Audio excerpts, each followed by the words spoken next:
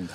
예, 오늘은 어떤 이야기입니까? 오늘은 아마 많은 분들이 다 잘 아시는 얘기라고 생각합니다. 이제 사상, 언론, 종교의 자유에 대한 얘기를 하려고 합니다. 저 교화소하고 정치범 수용소 설명드릴 때 제가 말씀을 드렸지만은 이제 교화소는 수령님의 은혜를 저버리고 죄를 지은 사람이 가는 곳입니다. 정치범 수용소는 수령님한테 적대적인 정적들이 가는 곳입니다. 그 수령님한테 반대했다, 수령님의 뜻을 거스렸다는 이유만으로 이 사람들을 사람보다 못하다 해서 개돼지 같은 그런 취급을 합니다. 그럼 반대로 얘기하면은 그런 취급을 할 수 있는 수령님이란 존재는 과연 어떤 것인가? 거기서부터 얘기를 풀어가려고 합니다. 많은 분들이 다 북한은 유일사당, 신정체제 그런 얘기를 하십니다. 그러나 그 뜻이 무엇인지는 제대로 알고 계신 분들이 그렇게 많지 않으리라고 생각합니다. 그러니까 표현을 하기 정말 좋습니다. 우리는 기독교인이지 않습니까? 그 하나님의 자리를 비켜 세우고 그 자리에 김일성, 수령이란 사람을 갖다 넣고 생각하면은 아주 생각하기가 쉽습니다. 그렇죠. 예, 많은 분들이 말씀하시기를 이제 그 김일성 가게 자체가 그 어머니가 강반석이지 않습니까? 반석이라는 게 베드로를 갖다가 그 한역을 한 거라고 하고 있고, 그 다음에 이제 외삼촌이 목사였지 않습니까? 강량옥이라고. 예. 그래갖고 이제 기독교적인 교육을 어렸을 때 받았다라. 그래서 그거를 갖다가 흉내를 내 갖고 그 짝퉁을 만든 게 아니냐라고 말씀하시는 분들이 많습니다. 제가 보기에도 이제 그렇거든요. 그래서 김일성이 67년쯤 되면은 자신의 반대파를 갖다 다 숙청을 하고, 그리고 자기 김일성파 중에서도 이제 김일성의 개인적인 숭배하고 중공업 우성 정책을 갖다 반대하던 사람을 갖다 다 숙청을 합니다. 그게 정치범 수용소 얘기할 때 그 말씀 설명을 드렸죠. 그 이후서부터 말하자면 이제 유일사당, 개인 숭배 이런 거를 많이 하는데, 혹시 10대 원칙이라고 들어보셨나요? 아니 그럼요. 저는 잘 알죠. 예, 잘 아시죠. 그게 이제 당의 유일적 영독 체제 10대 원칙, 확립의 10대 원칙이라는 게 적인데, 이게 북한에서 어느 정도의 위치에 있는 문서냐면은 사회주의 헌법은 몰라도 됩니다.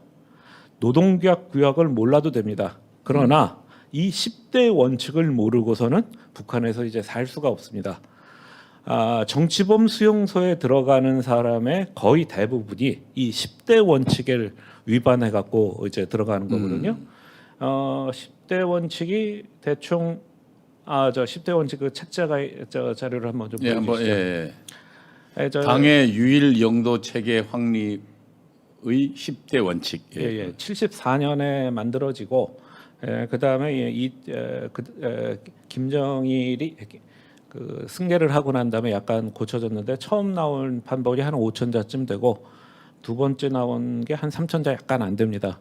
이거를 갖다가 북한 주민은 무조건 암송을 해야 됩니다. 근데 그 내용을 갖다 좀 잠깐 말씀드리면은, 위대한 수령 김일성 동지의 혁명 사상으로 온 사회가 몸바쳐 투쟁해야 된다. 충성으로 높이 모셔야 된다. 권위를 절대화해야 된다. 수령님의 교실을 신조화해야 된다. 이런 것들입니다. 이렇게 원칙이 하나 있고, 그 밑에 이제 그 행동 강령들이 쫙 나와 있는 강령인데, 이거를 갖다 어기면은 처벌을 받습니다. 저기 십계명 같은 거죠. 십계명이라고 말하시는 분들도 있습니다. 그러니까. 근데 십계명보다 훨씬 더 좀 길죠. 그리고 이게 사회생활에 중요한 것 중에 하나가 뭐냐면, 이거를 어기는 것을 본 사람은 반드시 신고하도록 되어 있습니다. 신고하지 않으면은 같은 죄로 처벌을 받게 돼 있거든요. 그러니 이게 굉장히 이제 무서운 거고, 이제 종교적 신앙에 가까운 그런 겁니다. 그럼 종교적 신앙에 가까우니까 자라나는 아이들한테 교육들 시켜야 될 거 아니겠습니까? 교육도 이제 수령님이 위대한 그 교육을 세워야 됩니다. 그 교육을 시키는데 뭐 보통 사람들 얘기할 때 포스터를 그리는데 김일성 수령님을 갖다가 찬양하는 그런 포스터나 그림을 그리게 하고 그다음에 뭐 미군이나 한국군 놓고 그거를 찔러 죽이는 그런 그림 많이 그리게 한다고 그러는데 악마로. 네. 교육 체계 자체, 교과목 자체가 혁명 사상, 유일 사상을 갖다 주입하는 교육입니다. 저 그 수업 과목 표를 갖다 잠깐 좀 띄워주시기 바랍니다. 이게 북한은 이제 소학교라고 그러는데요. 소학교, 보통 중학교, 고급 중학교, 그러니까 우리나라로 치면 중학교, 고등학교 과목입니다. 저기에 이제 소학교 같은 경우에는 위대한 수령 김일성 대원수님 어린 시절에서 김정일의 어린 시절, 김정숙 어머님의 어린 시절, 김정은 원수님의 어린 시절 해갖고 별도의 과목 4과목이 따로 있습니다. 일주일에 1시간 내지 2시간씩 가리키는데 5년 동안 수업 일수가 500시간이 좀 넘습니다. 예, 그 옆에 이제 고급 중학교 저게 이제 우리나라 치면 고등학교 과목인데요. 이제 김일성의 혁명 역사, 김정일의 혁명 역사, 김정숙의 혁명 역사, 김정은의 혁명 역사 해갖고 역시 400시간이 넘습니다. 그저 밑으로 약간 좀 내려주십시오. 보면은 국어가 215시간, 영어가 243시간, 수학이 368시간인데 국어, 영어, 수학보다 훨씬 많네. 예. 김일성 3대 가문의 어린 시절하고 역사를 배우는 시간이 훨씬 많습니다. 거기에 현행 당 정책 시간까지 합치면은 600시간이 훨씬 넘어가거든요. 그럼 국어하고 수학을 배우는 시간 정도를 김일성 일가의 활동상을 배우는데 쓰는 것입니다. 저게 수업 시간이 얼마나 많겠습니까? 일주일에 평균 2시간, 3시간이 넘는다는 저게 거죠. 우상화 교육이죠. 예, 우상화 교육이에요. 그리고 시간이 말해주네. 예. 그렇죠. 아예 정규 과목입니다. 4과목이에요. 예. 예. 그리고 수령님에 대한 절대적인 충성. 아니 그러니까 주체 사상에 뭐라 나오냐면 수령론에 예. 인간에게 생명은 2가지가 있다 그래요. 네네. 하나는 생물학적 생명, 말 그대로 부모한테 태어나서. 그 다음에 그 생물학적 생명은 유한하다. 예. 80, 100이면 죽잖아요. 근데 그러니까 영원한 생명이 있다. 그게 사회 정치적 생명이라는 거예요. 예. 그러니까 사람이 사람답게 구실해 주는 게 각성하고 하는 게 사회 정치적 생명인데 그건 수령이 준다는 거예요. 그렇죠. 그러니까 영생을 주는 게 누구냐면 수령이 되는 거예요. 그렇죠. 예. 그런 거를 가리키니 뭐 그게 이제 신정책. 그러니까 종교죠, 그게. 예, 종교죠. 이렇게 이런 교육을 가리키는데 이 교육을 갖다가 집대 생활을 하나로 보여줄 수 있는 행사가 있습니다. 그게 뭐냐면 집단 체조입니다.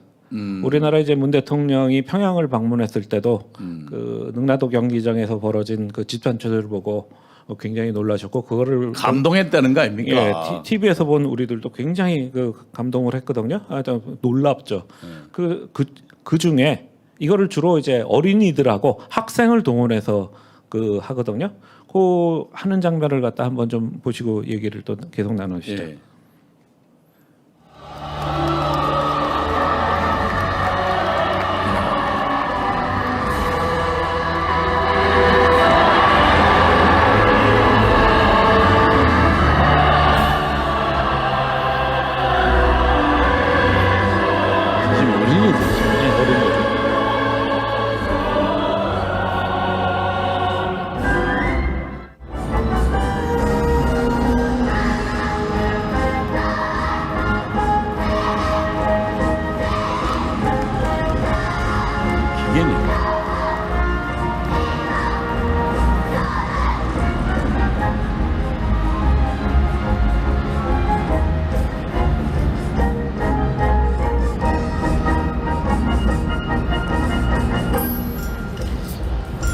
저 정도 연습하려면 한 1년간 해야 됩니다.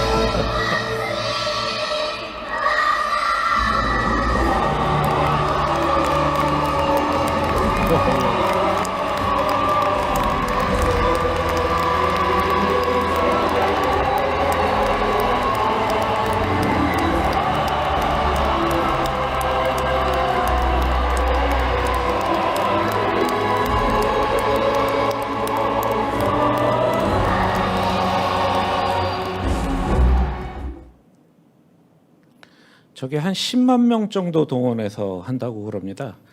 그러면은 연습을 갖다 한 6개월에서 한 1년 정도 하는데 하루에 6시간 정도 하고 그럼 다른 거 못 하잖아요. 다른 거 못 합니다. 수업 다 전폐하고 하는데 그리고 이제 한 달 정도 앞에 시간 정도 남았다 그러면은 그때부터 하루에 10시간, 12시간씩 야. 일을 한다고 그럽니다.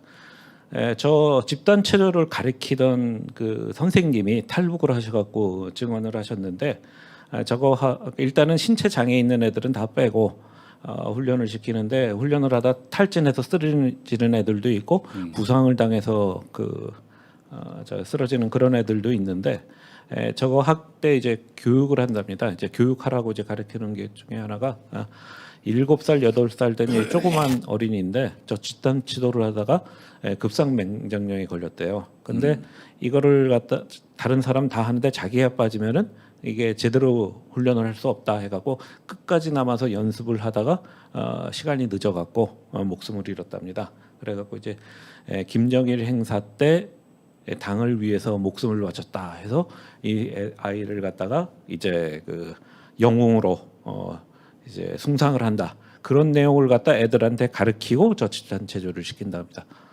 실제로 그러니까 그런 일이 아파도 있었는데 참아라 죽으란 예. 얘기죠. 예.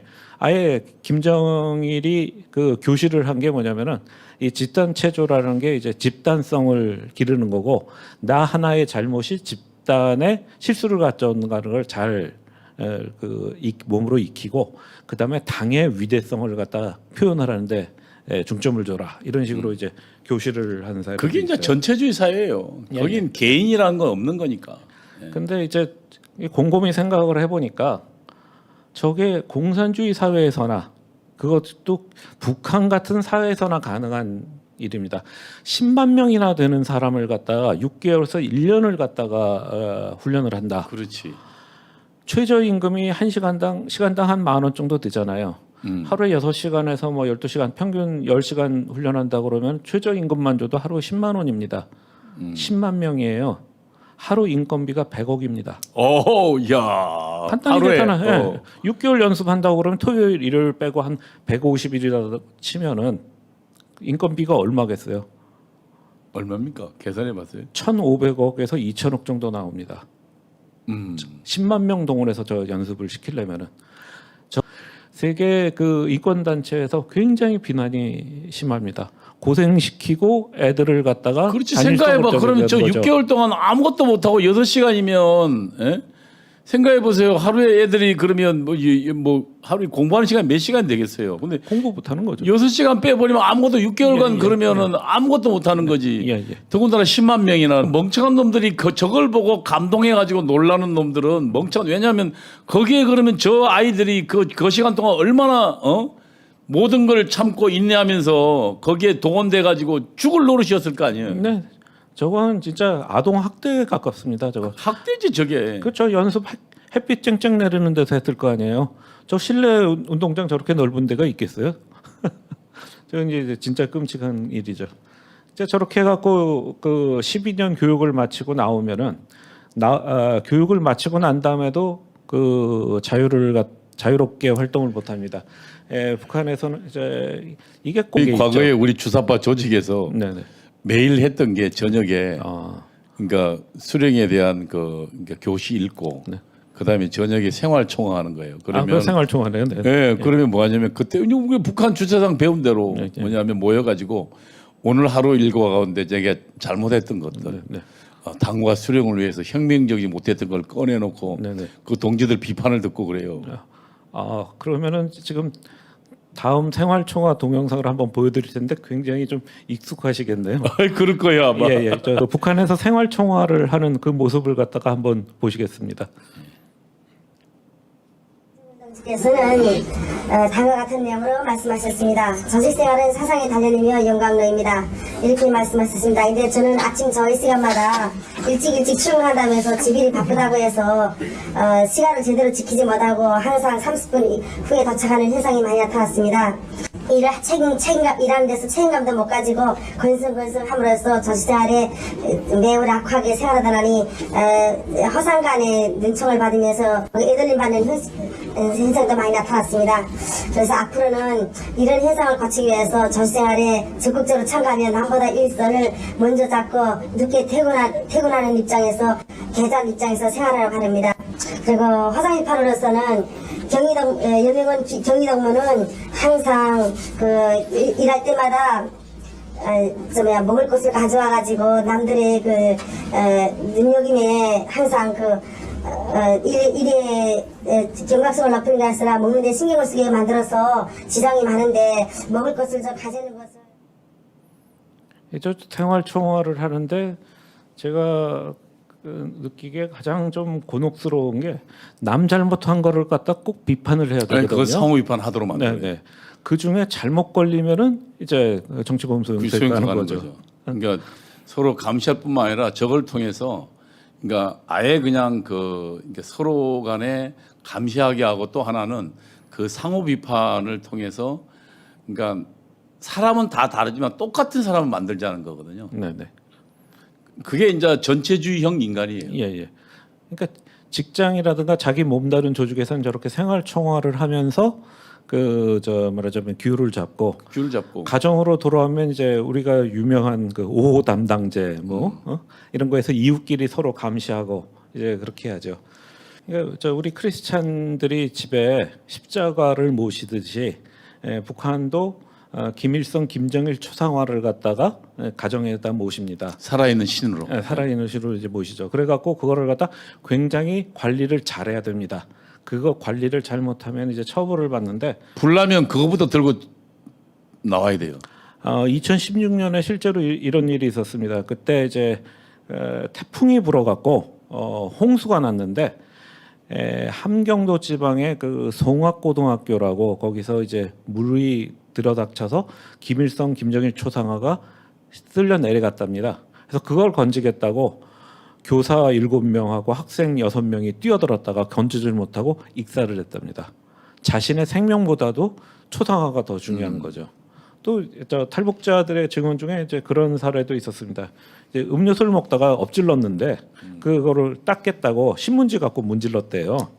근데 그 신문지에 김정일 사진이 있었답니다. 해필이면. 예. 그래서 말하자면 수령님의 초상화를 갖다가 욕되었다 해갖고 그 사람이 이제 정치범 수용소에 갔다고 하는데요. 이렇게 초상화를 갖다가 굉장히 받들어 모시는 거를 그러니까 갖다가 신문에 재수 없이 닦았는데 그 안에 김일성 초상화가 있었던 거죠. 네. 그거를 갖다 우리가 현실에서 목도한 사건이 있었습니다. 2003년인가 대구 유니버시티 때 이제 북한 여성 응원단이 내려왔었거든요. 그때 아마 벌써 한 20년 전이라서 기억이 좀 희미하시는데 그때 장면을 갖다 한번 보시죠. 언론들은 사실은 그때 예를 들면 미녀 응원단 이랬는데 사실은 가장 우리가 북한의 실상을 잘 알게 했던 그 내용 중에 하나였죠. 예. 한번 그때 동영상을 한번 보시죠. 왜 뛰어요? 왜 뛰어가는 거예요? 왜?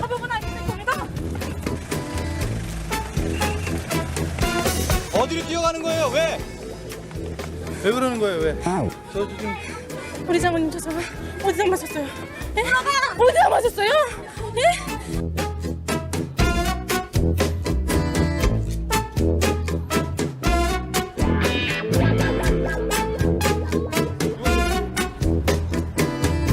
이제 비가 오게 되면 우리 장모님 영상이 이제 젖어진단 말입니다. 우리 이걸 보고 절대로 그냥 갈 수 없습니다. 살짝 취한다는 거지.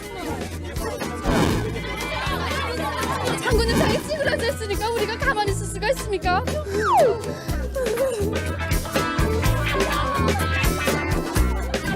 태양처럼 높이 벗어야 위대한 장군님을 남해라 말이야.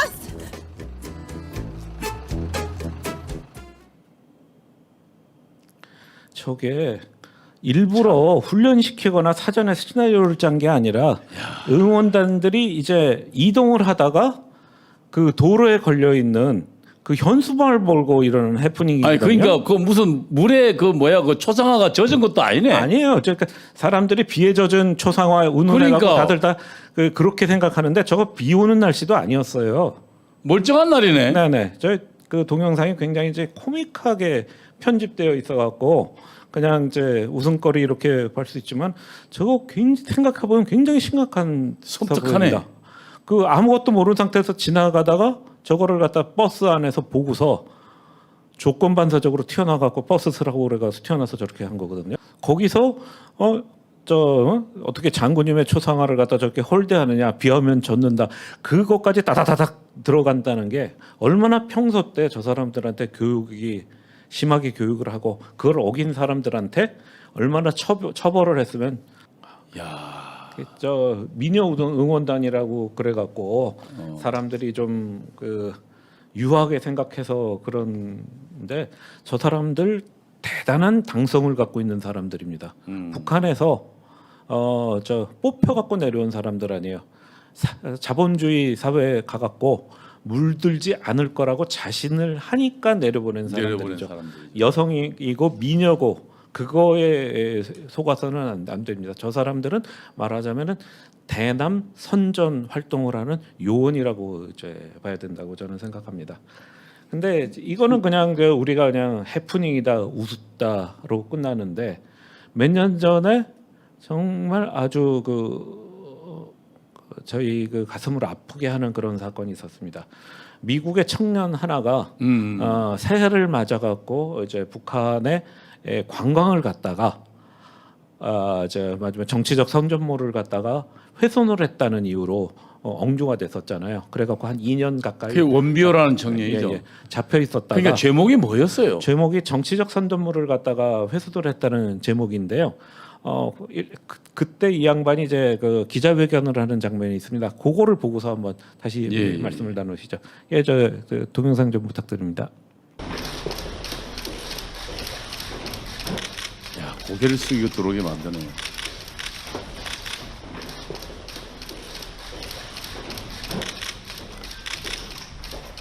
After I planned in detail to accomplish my plan, I arrived in Pyongyang on December 29th, 2015, through Beijing.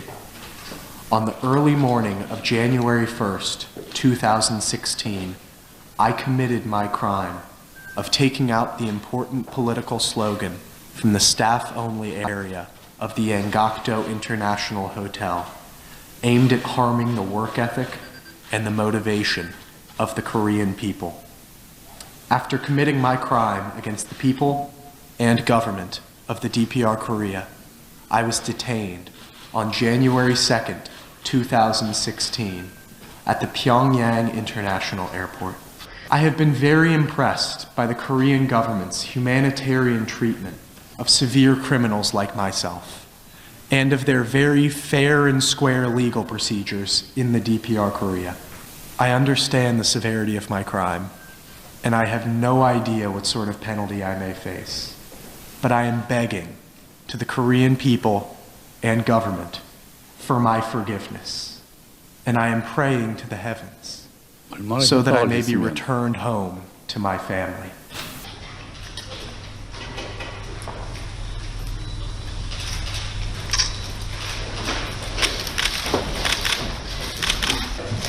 For your forgiveness.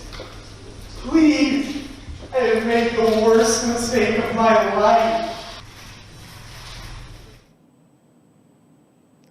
저는 저 기자회견을 보면서 굉장히 이상한 느낌이 들었어요. 미국 청년이 저렇게 행동을 할까? 저 철저하게 훈련을 해갖고 사전에 짜여진 각본에 따라 이루어진 기자회견이라고 생각을 하는데 고개를 푹 숙이고 팔을 늘어뜨리고 걸어 들어온다? 미국 청년들이 그런 행동을 하리라고는 좀 생각이 안 들거든요. 그리고 요거 제가 저렇게 저 기자회견을 하고 난 다음에 범죄를 저지른 장면에 대해서 이 동영상을 틀어줬는데 호텔 그 복도에 걸려 있는 정치적 구호를 갖다 이 친구가 이제 떼는 그런 비디오를 보여줬어요. 근데 그 다음에 흘러나오는 얘기가 뭐냐면은 죄가 구두를 갖다가 노동신문으로 쌌는데 거기에 김일성 사진이 있었잖아요. 그래서 실제는 이제 그 떼어낸 것보다 그 말이면 구두를 싼 게 더 큰 죄였다. 뭐 그런 얘기도 하고 그다음에 이제 그러면서 이제 저거 저 한번 띄워봐 주세요. 예. 중앙일보 보도네요. 예. 한번 올려봐 주세요. 예. 김정은 나온 노동신문으로 신발을 쌌다가 구속. 야, 저런 처죽일 놈들. 그래서 결국 저 청년은 결국은 죽어서 나왔잖아요.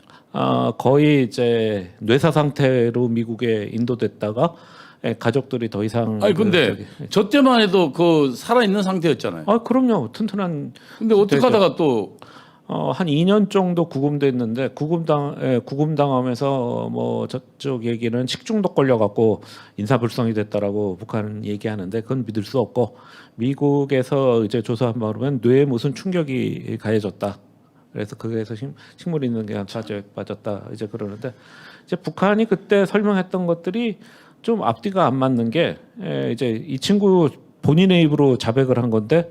이제 이 친구가 버지니아의 대학교에 이제 갔는데 그 버지니아 대학교에 그 제트 소사이어티라는 데서 너 북한 가갖고 이제 정치적 선전물을 떼 갖고 오면 만불을 주겠다 해서 가정 형편이 어려워서 그 만불 벌려고 들어갔었다라고 그러는데 이 사람 아버지가 상당히 큰 부자예요. 1년에 수백만 불 이상 버는 1년에 큰 부자거든요.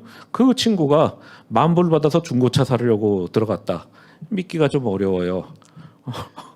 사생의 자유나 표현의 자유는 이게 어떻게 실천될지 잘 모릅니다. 내가 사상을 갖다가 여기서는 지금 김일성, 김정일을 갖다 되게까지만은 머릿속엔 뿌리 박힌 공산주의일 수도 있어요. 그렇지. 근데 그거를 갖다 한 마디도 얘기를 안 하고 표현을 안 하면은 내가 공산주의자인지 알 수 있는 사람은 하나도 없어요. 한 명도 없죠. 그러면 좀 극단적으로 얘기하고 내가 내 입만 다물고 있으면은 사상의 자유, 표현의 자유가 보장이 되는 거냐? 그거는 아니거든요. 그러니까 그게 실천의 자유와 포함되어 있는 그렇죠. 거예요. 그러니까, 예. 그리고 이제 또 하는 게 뭐냐면은 북한 같은 경우에는 그 아까 집단 지도처럼 집단 행사에 동원돼서 박수 치고 이래야 돼요. 그러면은 내가 사상의 자유가 있고 표현의 자유가 있다면 내가 김일성, 김정일을 싫어하면은 거기 가서 만세 부르지 않고 박수를 치지 않을 자유가 있는 겁니다. 그죠. 거기 안 가도 될 자유가 있는 거예요. 한데 북한에서는 그러면 10대 원칙 위반이라서 깜빵에 가야 돼요. 정치범 수용소에 가야 돼요. 이거를 갖다가 북한에서 국제회의에서 공공연하게 자복을 한 케이스가 있습니다. 그러니까 유엔 자유권위원회라고 있는데 거기 회의 중에 다른 나라 대표가 물은 거예요. 북한 대표한테 니네 종교적 자유, 표현의 자유, 사상적 자유, 언론의 자유가 보장되어 있느냐 했더니 북한 대표가 당당하게 얘기했는데 우리나라에서도 개인이 집단의 의사하고 다른 그 의견을 표현할 수도 있다. 그러나 그 사람이 집단의 의지와 의사에 맞춰갈 수 있도록 설득을 할 수도 있다. 이런 소리를 하는데 이거 100% 국제법 위반입니다. 그러니까 자유과 규약에 아예 그렇게 돼 있어요. 타인의 자유를 해치거나 국가 안보에 크나큰 위해가 나오지 않는 한 건드리지 말라는 게 그게 자유권 협약에 보장돼 있는 건데 간섭을 한다는 거 아니에요. 설득한다는 게 간섭한다는 거니까. 이 국제법 위반을 했다는 걸 갖다 공공연하게 얘기할 정도로 아주 심한 얘기죠. 그럼 이 자리에서 그러면 이제 표현의 자유를 갖다 어기면은 어떻게 되느냐? 그러니까 집단적으로 표현하는데 그거에 대해서 수동적으로 할 경우에 처벌받는다 얘기했는데 그 극단적인 사회가 얼마 전에 있었습니다. 그러니까 예를 들면 열광적으로 우리 수령님 찬양 이렇게 하고 있는데 한 명이 좀 약간 강도가 약하다거나 그러니까 뭔가 수동적으로 꼬다는 보리자루처럼 했다. 그것도 죄가 됩니다. 그것도 죄가. 그 죄가 된다는 신뢰가 얼마 전에 나왔습니다. 그 동영상을 갖다 한번 좀 보시죠. 김정일의 생일 70주년을 맞아 중앙보고대회가 열렸습니다. 김정은을 비롯해 노동당과 북한군의 주요 인사들이 모두 참석했고 2달 전 사망한 김정일의 업적을 추켜 세우는 연설이 잇따릅니다. 김정일 동지 혁명 사상은 그 독창성과 과학성으로 하여 연설이 멈출 때마다 참석자들은 우리와 같은 박수를 칩니다. 하지만 주석단에 앉은 장성택은 다소 귀찮은 듯한 표정으로 성의 없이 박수를 칩니다. 북한은 김정은이 노동당 중앙군사위 부위원장으로 오른 제3차 당대표자 회의 장면을 들어 장성택 사형 판결의 죄목으로 명시했습니다. 으로 끌어번질 때 마지못해 자리에서 일어서서 건성건성 박수를 치면서 오만불순하게 행동하여 우리 군대와 인민의 저게 건성건성이 아주 뉴스에 나오는군요. 아니 저게 아예 북한 방송에서 나온 아예 겁니다. 그냥 예, 제목에 예. 건성건성 박수는 야. 예. 그러니까 참. 표현의 자유가 남들하고 같이 해야지. 그렇지 않으면 남들이 열렬히 박수 치면 네. 박수 세기도 비싸야 되고 소리도 똑같이 내야 되는데 장성택이 얼마나 실권자였어요. 대단히 권력을 자인 사람인데 그 사람을 숙청을 하는데 여러 죄목을 들은데 건성건성 박수를 쳤다가 죄목에 들어갑니다. 우리가 보기에는 굉장히 우습지만은 쟤네들이 보기에는 저게 굉장히 큰 죄인 거예요. 그러니까 표현의 자유가 없는 거죠. 표현의 자유가 없는 거죠. 이게 일절의 그러니까 공산당의 정책, 공산당이 말하는 것을 찬성할 자유만 있는 거죠. 네. 예. 그 한 탈북자가 이제 증언을 했는데 이 양반은 이제 성분이 굉장히 좋아갖고 무역 회사에서 이제 근무를 하고 있었대요. 근데 이제 하루는 이제 상사 집에 가갖고 이제 술을 마시는데 그 비디오 테이프를 보는데 서양제 무기 그 전투기들 나오는 거 보고 야 서양 놈들 무기 잘 만든다 소리를 했다가 정치 보위에 끌려가갖고 보위부에 끌려가갖고 무슨 의도로 그렇게 얘기했느냐 조사를 받았는데 다행히 이 친구가 이제 성분이 좋고 그러니까 백이 좋아갖고 정치범 수용소는 안 갔지만은 그 무역회사에서는 해고를 됐답니다. 이게 서양 무기 좋다는 얘기 한마디 했다고 직장에서 잘릴 정도입니다. 그나마 정치범 수용소 안 간 게 이제 정말 다행한. 이제 그 종교조 얘기를 갖다 좀 하려고 그러는데요. 이제 김일성에 대한 믿음이 이제 종교와 같다고 말씀을 드렸습니다. 말하자면 그러니까 그러면 김일성을 안 믿는 유일신을 안 믿는 사람에 대해서는 이교도니까 탄압을 해야겠죠. 굉장히 그래서 이게 좀 더 심한 게 저는 짝퉁이기 때문에 그렇지 않나 하는 생각이 듭니다. 짝퉁이기 때문에 오리지널에 대해서 그 열등감을 느껴서 오히려 더 훨씬 더 심하다고 생각이 드는데 그럼 그러니까 북한에서 종교에 대한 탄압이 심하다는 건 누구나 다 알고 있습니다. 그럼 구체적으로 지금 제가 한번 말씀을 드리겠습니다. 1950년에 나온 노동당 영감이 있습니다. 그 영감에 보면은 그 종교 현황에 대한 항목이 있는데 북한의 기독교 신자를 갖다가 200만 명이라고 기록이 돼 있어요. 근데 2002년에 북한에서 유엔에 제출한 통계 자료에 따르면은 북한에 지금 기독교인이 3만 8천 명 있다고 합니다. 200만에서 200만에서 그냥 이거 단순한 숫자가 아닙니다. 북한의 50년 인구는 950만 정도였습니다. 2000년 정도 되면은 인구가 2200만에서 2400만 정도 되거든요. 인구가 2배가 늘었어요. 그럼 정상적인 사회라면은 200만 기독교 신자가 한 400만 근처까지 가는 게 일반적입니다. 왜? 기독교 신자의 자식들은 기독교 신자가 될 가능성이 높지 않습니까? 그렇지. 그러니까 그 정도까지 가야 되는데 3만 8천 명. 그냥 단순하게 계산을 하더라도 기독교 신자가 98%가 줄은 거예요. 200만에서 3만 8천 명. 죽였다는 얘기지. 전 세계에서 이렇게 박해가 심한 역사가 있나 한번 좀 찾아봤습니다. 그러니까 데이터가 정말로 정확하게 이야기해 주네요. 북한에서 얘기한 데이터예요. 네. 그러면은 제가 쭉 찾아보니까 기독교의 역사는 어쩌면 박해 역사라고 할 수 있을 정도로 모든 사회에서 굉장히 박해를 받았습니다. 그 박해를 받은 것 중 우리가 좀 잘 알려지지 않았지만은 2010년에 오스만 투르크가 아르메니아 사람들을 갖다 집단 학살했어요. 오스만 투르크가 거기는 그 이슬람이니까. 이슬람이고 아르메니아는 이제 그 동방 교회 해갖고 이제 뭐랄까 콘스탄티노플 종교 말고 예수님의 일파가 따로 떨어져 나간 그러니까 기독교의 한 종파예요. 한 종파에 있던 사람들인데 그때 한 100만 명 정도가 거기서 희생이 됐다고 합니다. 그리고 시리아나 이라크 이런 쪽에도 전체 인구의 한 10% 정도가 기독교 신자들이에요. 우리가 얘기하는 이제 가톨릭이나 개신교나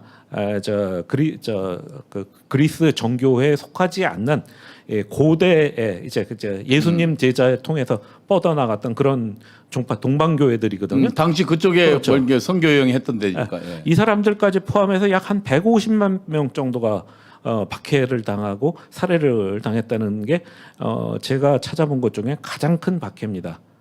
근데 그에 못지않게 한국에서 200만 죽었는지 아니면 그 사람들이 종교를 포기하고 배교를 했는지 그거는 정확한 실상은 모릅니다만은 200만이나 되는 동방의 평양을 가리켜 동방의 예루살렘이라고 했던 그 엄청났던 기독교 사회가 50년 만에 98%가 사라지는 그런 일을 벌였거든요. 이게 단적으로 북한의 종교 자유를 보여주는 사안이라고 할 수 있습니다. 그리고 이제 탈북자분들이 이제 우리 쪽에 오셔갖고 쉽게 기독교에 이제 접하십니다. 유일사상하고 기독교 신앙하고 좀 비슷한 면이 많아서 쉽게 익숙해지신대요. 그래서 그때 넘어오셨던 분 중에 작년에 미국 국무부에서 하는 인권회의에 가서 전 세계 종교단계 장관들이 다 모인 자리에서 북한 인권을 종교 실정에 대해서 증언을 하신 분이 있습니다. 이분이 이제 그 보이스 오브 아메리카에 나가고 잠깐 대담을 한 게 있는데 그거를 갖다 잠깐 좀 보시면은 북한 종교 실상을 좀 알 수 있지 않을까 싶습니다. 좀 부탁드립니다. 종교의 자유를 찾아 4번을 탈북하고 3번의 강제 북송을 당했던 지연아 씨는 북한의 종교 시설은 대외 선전용이라고 지적했습니다. 북한은 김일성이 이제 하나님으로 되는 그런 나라이기 때문에 다른 신을 믿을 수가 없어요. 북한 평양에 뭐 교회들이 있다고 하지만 그것은 이제 보여주기 위한 것이고 또 종교가 있다는 이유만으로 잔혹한 고문을 당하거나 정치범으로 몰려 탄압받고 있다고 밝혔습니다. 보이스도 원이 이 성경책이 어디서 났냐면서 5시간 동안 고문을 하셨습니다. 남조선 안기부와 연락하고 있느냐, 그리고 미국의 선교사들하고 내통하고 있느냐, 이런 것들을. 예, 그 기독교가 탄압을 받는 이유 중에 하나가 그 배후에 미국이 있지 않느냐 하는 그런 의심이 있는데요. 저분 같은 경우에는 이제 탈북 여러 차례 했다 끌려갔고 교화소 들어갔다 또 탈출하고 그러셨는데 북한의 강조 송환됐을 당시에 임신을 하셨다고 합니다. 지난번에 말씀드렸죠. 임산부 판자 올려놓고 위에 갖고 밟아서 낙태시켰다고. 저분이 그거를 당하신 분입니다. 근데 북한에 보면은 많은 우리나라에 있는 그 많은 그 종교적 그 전도사님들이나 목사님들이 북한 선교를 위해서 많이 노력을 하고 계세요. 북한에도 교회가 있다. 숨겨진 지하 교회가 있고 밝혀지지 않지만 한 20만 40만에 걸친 비밀 신자들이 있다. 이런 말씀을 하시고 북한하고 많이 접속을 하십니다. 북한도 국제사회에다가 자기네들의 종교 자유를 갖다가 보장을 한다 해갖고 기독교 연맹이라든가 천도교 연맹, 천도교, 불교 이런 걸 얘기를 하고 평양에 있는 봉수교회, 장충성당, 금강산에는 용도사 이런 거를 보여줘요. 그야 공산당원들 예. 근데 그 많은 탈북자분들이 지금 그 조금 전에 동영상에도 보셨지만은 그 교회를 갖다가 진정한 교회라고 얘기를 하질 않습니다. 교회겠습니까? 저거는 선전적 목적으로 만든 거고 국제사회의 돈을 갖다 지원을 받기 위해서 만든 선전기관이다 하는 말씀을 하십니다. 근데 그 사실을 갖다 명백하게 보여주는 동영상이 한 20몇 년 전에 나왔어요. 이미 굉장히 그 당시 유명했던 동영상인데 아마 대부분 잊혀졌을 거라 생각합니다. 한번 그때 이제 동영상을 한번 보시고 다시 얘기를 나누시죠. 우리 신앙인들은 하느님 곧 김일성 주석님이다 이렇게 생각한다. 김일성 주석님을 하느님과 같은 분으로 생각합니다. 그야말로 어쨌든 종교인이니까 기독교인이니까 하나님의 집으로 오는데 집으로 와서 나의 마음속에 있는 하나님, 그건 곧 김일성 스승입니다. 이런 마음을 가지고 김일성 스님을 더 잘 믿고 김일성 스님을 더 잘 받들겠다는 그런 마음을 가지고. 그러니까 죽은 예수가 다시 태어나는 부활은 안 믿습니까? 그렇습니다. 저는 예수가 죽었기 때문에 다시 태어난다. 그 이렇게는 자체는- 그렇게는 믿지 않습니다. 우리 지금 과학의 시대에 사람이 죽었다 다시 산다는 걸 믿을 사람이 없죠.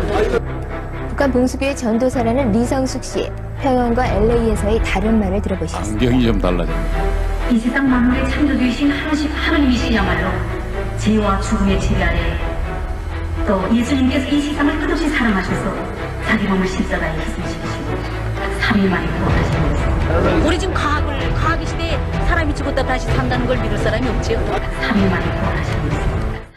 우리 신앙이. 그러니까 북한은 4월이면 평양에서 축제를 합니다.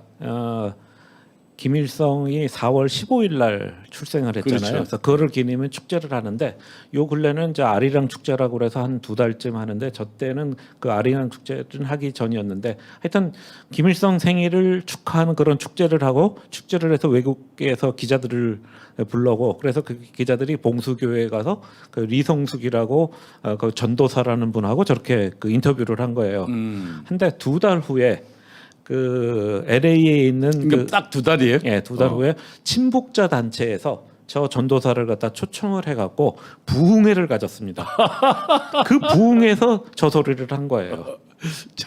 같은 사람. 3일 만에 부활하셨다고. 자, 김일성은 하나님이다라는 그거.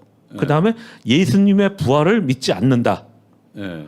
기독교의 가장 기본적인 원칙을 갖다 믿지 않는 사람을 갖다 저걸 크리스찬이라고 할 수 있나요? 아니 그리고 하나님을 김일성이라는 건 크리스찬하고는 아주 거리가 아니고 저건 완전히 적그리스도죠. 저 사람들은 절대 크리스찬이 아니라고 생각합니다. 저 사람들은 말하자면 기독교인이라는 연기를 하는 선전선동부 요원들이에요. 그 외화벌이 요원들이에요. 저 사람들은. 그렇지. 네. 근데 한국 교회에서 또 거기다 많이 뭐 갖다 줬잖아요. 많이 갖다 주죠. 그리고 이제 북한에서 또 하는 얘기가 이제 6.25 이전서부터 기독교를 믿어와 갖고 지금 목사도 없고 뭐 교회도 없지만은 가정에서 예배를 드리는 가정이 500가정 정도 있다. 그렇게 얘기를 합니다.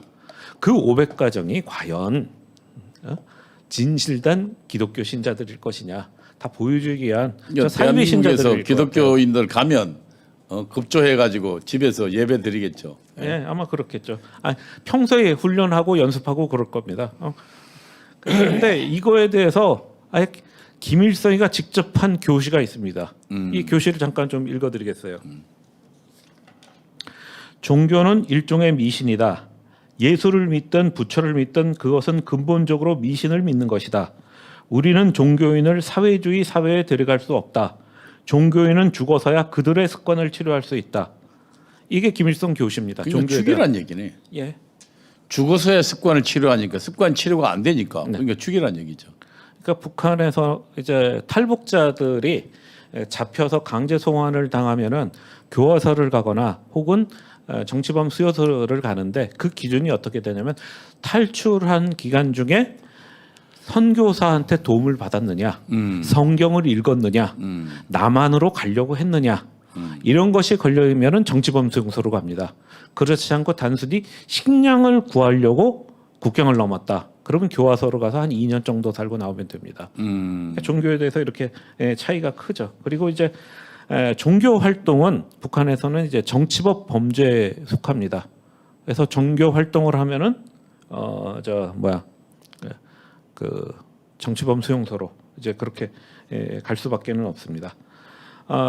그러면은 이제 그 마지막으로 이제 북한 인권 실상에 대해서 조사했던 유엔 북한 인권조사위원회에서 이 정치적 자유라든가 종교적 자유, 사상, 언론에 대해서 그 얘기를 한 거를 갖다 좀 요약해서 말씀드리면 북한에선 사상, 표현, 언론, 종교의 자유가 전혀 없다. 그렇지. 김일성을 믿는 유일 사상 체제만을 갖다가 지도적인 지도 이념이다.